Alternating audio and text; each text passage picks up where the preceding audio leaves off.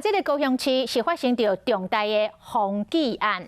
高雄市警察局来锁定一个有风纪顾虑的员警，掌握着情报了后，到矫情一间 KTV 来临检，想要到现场除了这个员警之外，另外阁有8个警察。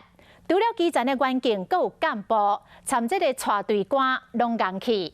这9位员警全部防记告调职。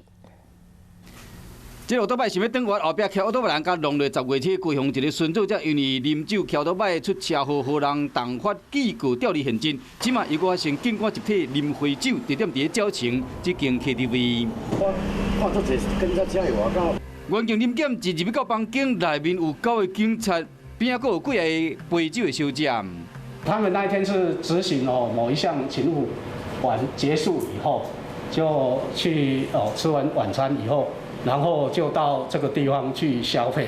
警方表示讲，本来检举小组敢若锁定一个有风纪顾虑的员警，想要到一个掠到9个人，内面有基层的员警，也有做主管的人，即马拢总调职处分。那该9名涉足不同场所的同仁，我们都加重记过2次，并调地服务，并从严追究考核监督不周责任。